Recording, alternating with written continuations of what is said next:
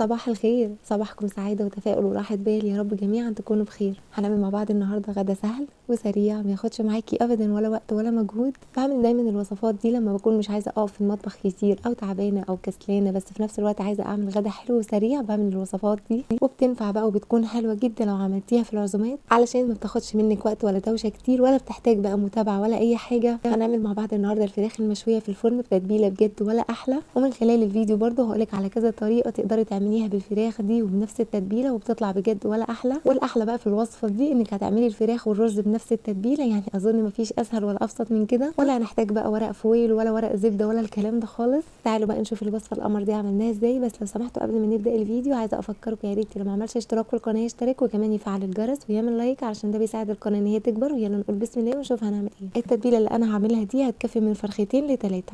وعلشان احضر التتبيله احتاجت 3 حبات من الطماطم وبصلايه يكون حجمها كده كبير شويه وفلفل اخضر رومي وحار وكمان الوان و6 فصوص من الثوم، بس انا عندي الثوم كان مهروس فحطيت منه معلقه كبيره. والتوابل البودر هتكون عباره عن ملح، معلقه كبيره من توابل الفراخ البودر، ومعلقه صغيره من كل اللي انا هقول عليه، الكمون والفلفل الاسود والبابريكا. ويا ريت لو عندك بابريكا مدخنه بتكون حلوه جدا، وما عندكيش استخدمي بابريكا حلوه مفيش مشكله.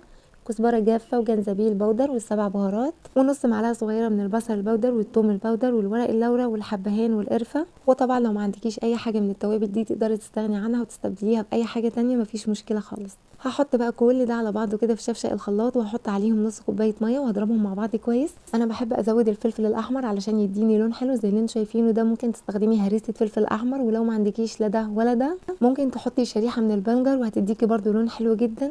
وحطيت عليهم 3 معالق كبار من الزيت، 3 معالق كبار من دبس الرمان، و3 معالق كبار من الباربيكيو صوص، ومعلقتين كبار من المستردة. وطبعا لو عندك صويا صوص ممكن تستخدميها برده بتكون حلوه جدا. ورجعت ضربتهم تاني مع بعض في الخلاط. وقبل ما اتبل الفراخ هاخد من التتبيله دي كوبايه وهشيلها على جنب. ويا ريت لما تيجي تعملي الوصفه دي بلاش تجيبي فراخ يكون حجمها كبير، كل ما الفراخ يكون حجمها صغير كل ما بتكون احسن واحلى، وكمان ما بتاخدش وقت في التسويه. انا قطعت الفرخه نصين بالطول زي ما انتم شايفين كده، وبحب كمان قبل ما اتبلها اعمل فيها شرايح كده بالسكينه علشان التتبيله تدخل جوه اللحم ويكون طعمها حلو. اهم حاجه تتبلي الفرخه كويس جدا، ودخلي بقى التتبيله بين اللحم والجلد كده، وكمان دخلي التتبيله في الشرايح اللي انت عملتيها بالسكينه دي علشان اللحم من جوه يكون متبل ويكون طعمه حلو. وزي ما قلت لك التتبيله دي هتكفي معاكي لغايه 3 فرخات وهتكون حلوه جدا. هنسيب بقى الفراخ في التتبيله دي، ويا ريت لو قبل بيوم علشان كل ما الفراخ بتقعد في التتبيله وكل ما بتكون احلى.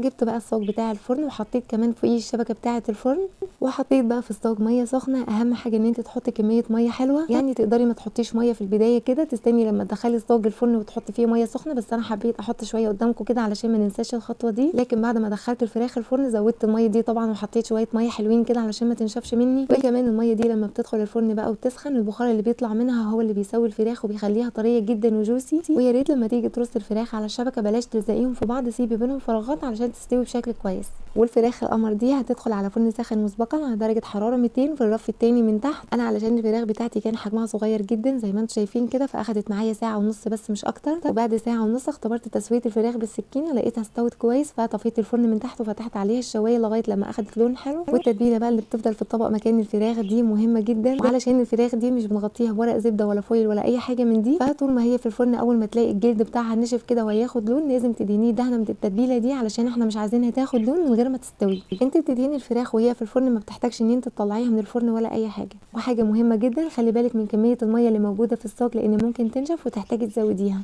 فمن الاحسن يعني علشان تكوني مطمنه حط كميه ميه حلوه، يا ريت تملي الصاج من البدايه كده كده الفراخ على الشبكه يعني بعيد عن الميه. وعلشان بقى نحضر الرز في حله على نار متوسطه، وحطيت فيها شويه من الزيت على معلقتين كده من السمنه او من الزبده، ونزلت عليهم ببصلايه تكون صغيره متقطعه كمان لقطع صغيره. قلبت بقى البصلايه شويه كده مع الزيت والسمنه لغايه لما تدبل، وبعدين نزلت عليها بجزرايه صغيره مبشوره. الجزر بيدي لون وطعم حلو جدا للرز البسمتي، وعلى فكره الخلطه دي برده تقدري تعمليها للرز المصري وبتكون حلوه جدا. قلبت بقى الجزرايه شويه كده لغايه لما تدبل وتنزل اللون بتاعها في الزيت، وبعدين هنزل عليهم بكوبايه التتبيله اللي احنا كنا شايلينها على جنب، وقلبتها تقلبتين بس وهغطي عليها بقى واسيبها تتسبك. هنحط بس شويه توابل صحيحه كده اللي هي القرفه الخشب، ليمون مجفف، قرنفل، وكبابه صيني، وفصين من الحبهان، ومعلقه كبيره بقى من توابل الكبسه او توابل برياني او مندي اللي موجوده عندك استخدميه، ولو مش موجود اي حاجه منهم مفيش مشكله خالص. هي كوبايه التتبيله اللي احنا حطيناها بجد مش هتخليكي تحتاجي تحطي اي حاجه تاني. ونزلت عليهم ب3 كوبايات من الرز البسمتي المغسول والمنقوع لمده نص ساعه بس في ميه تكون دافيه مش سخنه، وكمان بحط في الميه معلقه كبيره من الملح ومعلقه من الخل، وبعد نص ساعه برجع اغسله تاني كويس جدا وبعدين بصفيه. بعد بقى ما تنزلي بالرز في الحله لازم تقلبيه كويس جدا، يا ريت بلاش تستعجلي ابدا في الخطوه دي. تفضلي تقلبي في الرز شويه حلوين كده لغايه لما يتشمع. يعني ايه يتشمع؟ يعني الرز يتغير كده ولونه يكون افتح، علشان الخطوه دي هي اكتر حاجه تضمنك ان الرز بتاعك هيطلع مفلفل وحلو جدا. وانا كان عندي شوربه في الفريزر طلعتها وسخنتها كويس جدا وحطيتها على الرز، بس طبعا لو انت ما عندكيش شوربه تقدري تستخدمي ميه سخنه. المهم ان هي تكون سخنه وارتفاع الميه يكون فوق ارتفاع الرز ب1 سنتي بس، او بعقله صابع مش اكتر من كده. في البدايه كده هغطي الرز واسيبه يستوي على نار عاليه.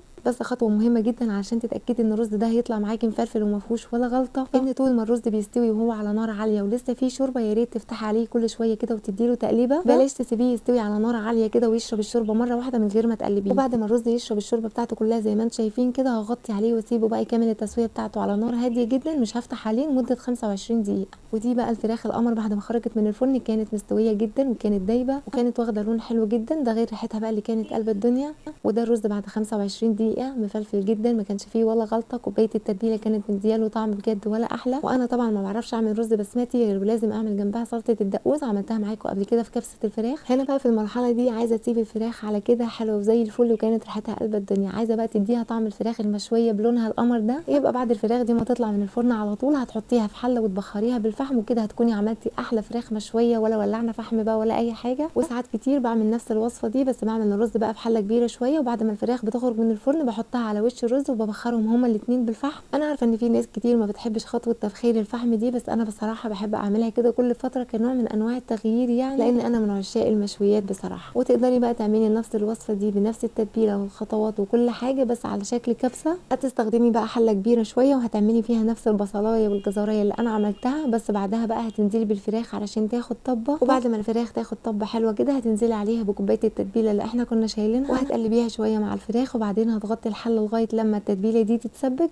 وبعدين هتزودي بقى الفراخ دي ميه علشان تستوي. وبعد بقى ما الفراخ تستوي عايزه تشيليها من الحله وتحطيها تحت الشوايه علشان تاخد لون، مفيش مشكله. عايزه تسيبيها زي ما هي في الحله وتنزلي بقى عليها بالرز البسمتي وتعمليهم كلهم في حله واحده، بتكون برده ولا احلى. وحاجه كمان تقدري تعملي الفراخ دي بنفس التتبيله دي وتعمليها في الكيس الحراري، بتكون حلوه جدا. وكمان لو عايزه تحطي معاها خضار في الكيس الحراري بتكون ولا احلى. المهم يعني ان التتبيله دي بكل الطرق وفي كل الاحوال بتخلي الفراخ تطلع معاكي ولا غلطه. جربوها وانا واثقه ان شاء الله ان هي هتعجبكم. وبكده الفيديو بتاعنا النهارده خلص، نتقابل على خير ان شاء الله في فيديو جديد. اسيبكم في امان الله وحفظه. بس لو سمحتوا ما تنسوش لو انتوا استفدتوا من الفيديو ده ولو بحاجه بسيطه يبقى تعملوا الخير النهارده وتدعموني بالاشتراك في القناه، وكمان ما تنسوش اللايك والشير. ربنا يحسن ما بين ايديكم، بحبكم في الله.